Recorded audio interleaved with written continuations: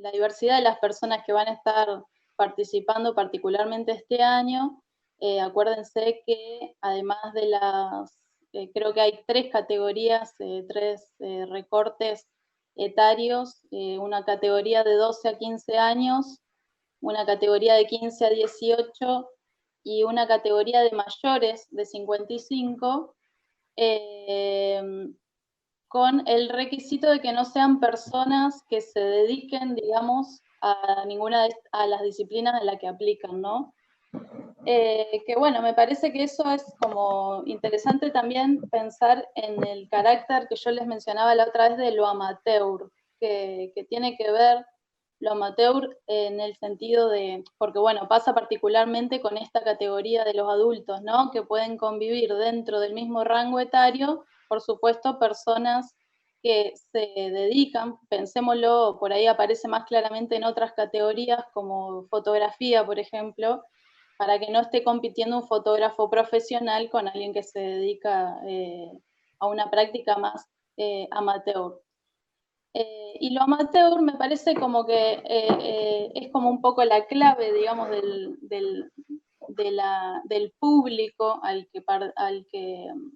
que apunta a fomentar la participación. Justamente lo amateur, digamos, no solo en un sentido de contrario a la profesionalización, porque creo que también hay múltiples maneras de vivir el arte, de vivir con el arte y en el arte, e incluso hay muchos artistas cuyo horizonte no es la profesionalización, o sea, también el amateurismo puede ser una elección. Pero lo amateur me parece también interesante para pensarlo en un sentido en una actitud, ¿no? Como una predisposición que tiene que ver con digamos, con una práctica que no necesariamente es progresiva en el sentido de primero aprendo cómo se hace y después lo hago. Como que esto me parece que es un poco el espíritu de decir, bueno, aprender haciendo, ¿no? Y aprender también compartiendo con otros, viendo cómo lo hacen los otros. Bueno, la creatividad, si nosotros lo pensamos, es fundamentalmente una capacidad de o bien generar algo nuevo o bien generar relaciones nuevas entre elementos ya conocidos, ¿no? Y lo particular que tiene la creatividad es que justamente relacionado con esto que le decía antes, que es algo que no está dado de antemano, sino que se hace en el hacer, es decir, que es el resultado de una práctica, ¿no? No es algo que, no es, digamos, una cualidad que se trae de antes, es algo que en este caso se construiría en el mismo texto, en el desarrollo del texto. Y bueno, y también pensando siempre en que las estructuras que nosotros tenemos tradicionales, digamos, para pensar las estructuras de un texto, que también son reglas con las que se puede jugar, que no solamente, o sea, la estructura de un cuento, lo vamos a ver después más abajo en otra de las categorías, ¿no?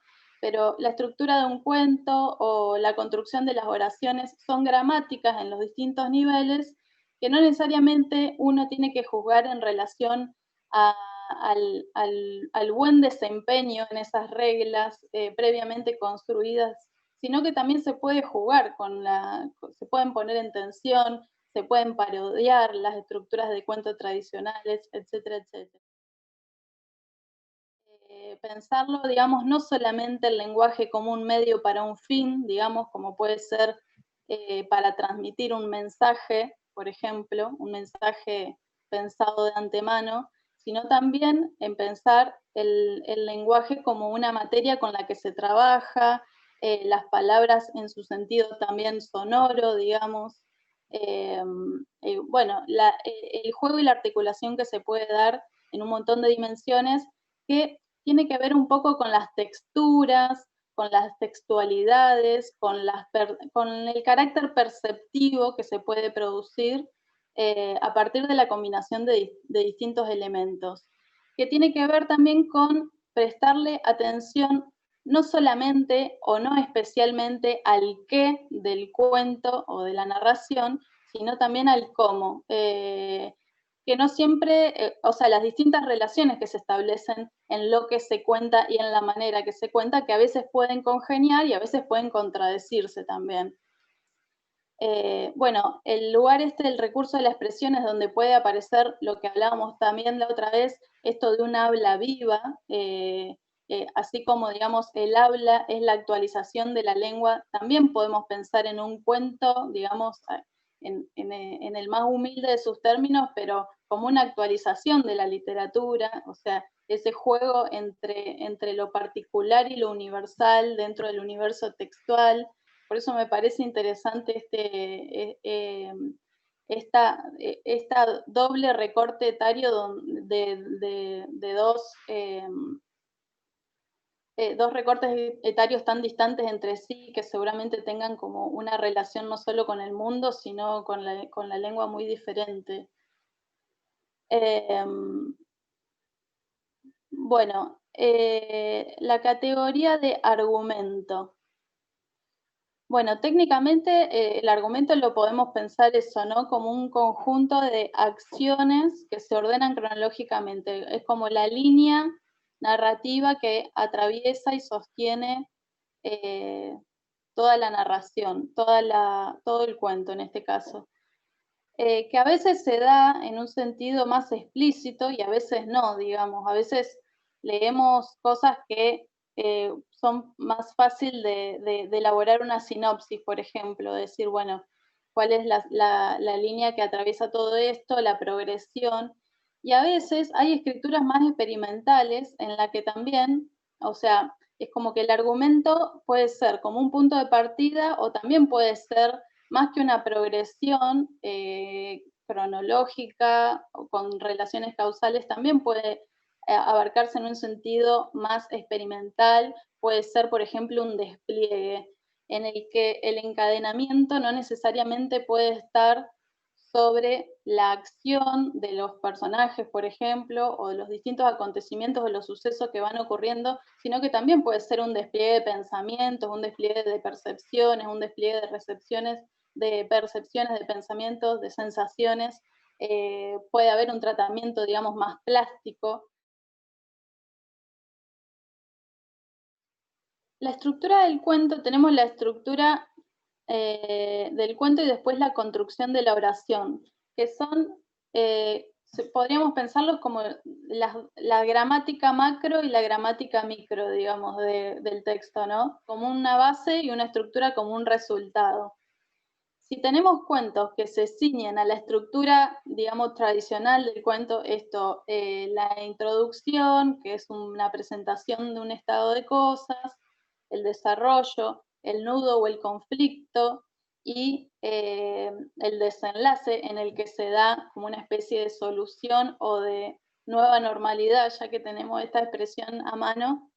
En el caso de que se estructure de esta manera tradicional, nosotros podemos usar esa, esos parámetros para ver cómo se aplica en lo particular, ¿no? Cómo se estructura, cómo se utiliza esa base en lo particular del despliegue del texto. Pero en otros casos, me parece que un punto fundamental que atraviesa todo esto es pensar el texto como si fuera un juego, por ejemplo, un juego que se inventa, no un juego que se juega, un juego que se inventa y que se juega. Entonces, en última instancia, evaluar el texto según las propias reglas del juego que el texto presenta, ¿no? Es un poco comprometernos en la lectura a ver cuál es la propuesta particular que hace el texto o el cuento en este caso, el uso restrictivo de la gramática como un conjunto de reglas a respetar. Eso se puede tensionar, se puede poner, se puede contradecir, se pueden, no sé, incluso se puede inventar una nueva gramática, ¿no? Y creo que es la articulación entre distintos elementos, bueno, está íntimamente relacionado con los recursos de presión, ¿no? Me parece que es como que se da medio conjuntamente. por ejemplo, podemos pensar en Juan José Saer, ¿no? Como un narrador así conocido, familiar, en el que él, por ejemplo, en el desarrollo de la narrativa, tiene oraciones que ocupan páginas, que es una concatenación de derivaciones, una tras otra, coma y coma y coma y coma y enganche, que si uno piensa, bueno, ¿es una construcción correcta de una oración? Y no, probablemente no, digamos, pero ahí lo que se está haciendo es trabajar con la materia gramatical, digamos, y volverlo una materia estética, ¿no? Bueno, después nuevamente esto, yo pensaría lo original como aquello que se aleja del estereotipo de lo propiamente poético, del estereotipo de lo bello, del estereotipo de la forma que tiene que tener un poema, por ejemplo, o bueno, o el ritmo, o el sistema de rimas, digamos, todo eso que puede reconfigurarse, que puede pensarse de cero.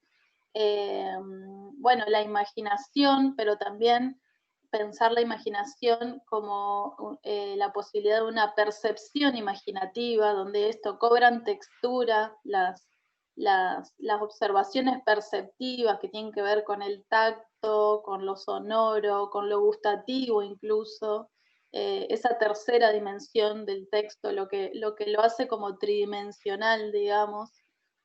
Eh, las relaciones entre los objetos o los motivos del poema y el modo en que son tratados, esto que creo que ya lo habíamos mencionado la vez anterior, que es si antiguamente se pensaba que ciertos temas debían ser tratados de ciertas maneras, bueno, la poesía y también la literatura en general se da la libertad y la posibilidad de que digamos, motivos. A mí me gusta más hablar de motivos que de temas, porque me parece que en la poesía no aparece tan claramente el qué, digamos, es como el lugar más del cómo.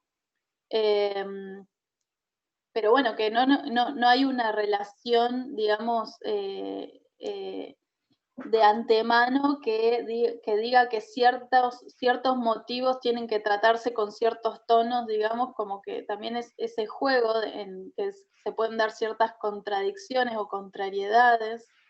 Y bueno, y ya que estamos en el lugar del original, de la originalidad, me parece que también es como que la poesía es como un lugar donde se puede construir un espacio para reivindicar la rareza, ¿no? Eso que muchas veces es expulsado, pensar eso, el lugar de lo diverso, de lo divergente, de la diversidad.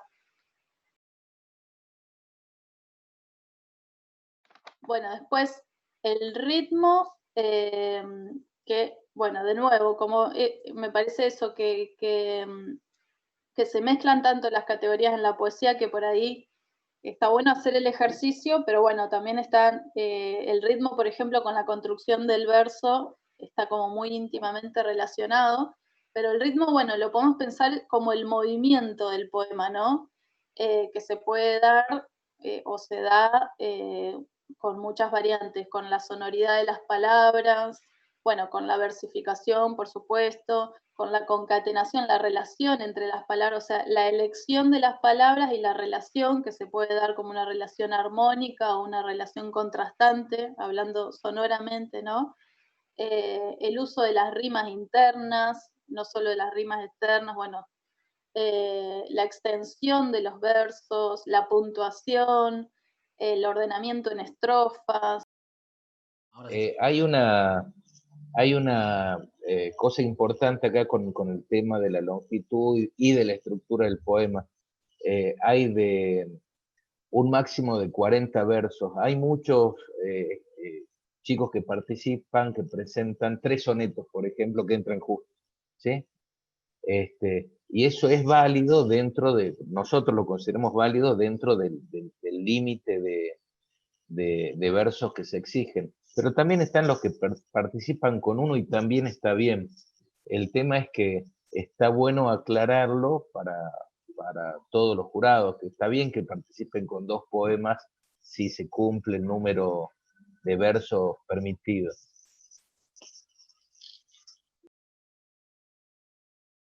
Ahí Ulises Ferraro, ¿puede ser que me estés pidiendo la palabra? Desmuteate y te escuchamos, Ulises.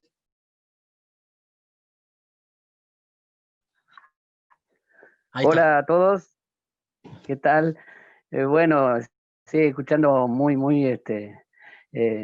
interesante todo lo que se está haciendo en los distintos distritos del país. Entre Ríos realmente multiplica año a año la participación de los Juegos Culturales Evita, porque se trabaja mucho con los centros culturales, direcciones de cultura, eh, coordinación de cultura, municipios, provincias. Y este año hay una particularidad, bueno, que nos excede a todos, porque los Juegos Culturales Evita es un encuentro, realmente los gurises y nuestros adultos añoran encontrarse en las distintas instancias, porque se ha dado una cosa muy importante, que es que la gente participa y no está con la expectativa de ganar o de ir a algún lugar, sino de participar. Y realmente para nosotros es un orgullo, y estos encuentros también hacen a que nos conozcamos y conozcamos todo lo que hace cada provincia, porque realmente es un país federal, y los Juegos Culturales Evita creo que es el programa de mayor inclusión, ¿no? A nivel cultural. Y bueno, y se está llegando a ese objetivo de Evita, ¿no? De que los gurises se encuentren. Primero fue deportivamente, bueno, estos Juegos Culturales dio un salto de calidad y de encuentro de muchos gurises y gurisas del país, y adultos mayores que ven realmente entusiasmadísimos escribiendo. Y yo quería aportar, digamos, que estamos de jurado de cuentos y poesía. Le quería comentar, no sé si pasa en otros lugares, los adultos mayores y jóvenes en cuento es impresionante la cantidad, pero más se ve la poesía en los adultos mayores. A lo mejor es una casualidad o este, pocas, digamos, menos poesía, muchas, pero menos que lo que escriben los adultos mayores, ¿no? En el tema poesía, y creo que son, bueno, vivencias que realmente llegan al corazón.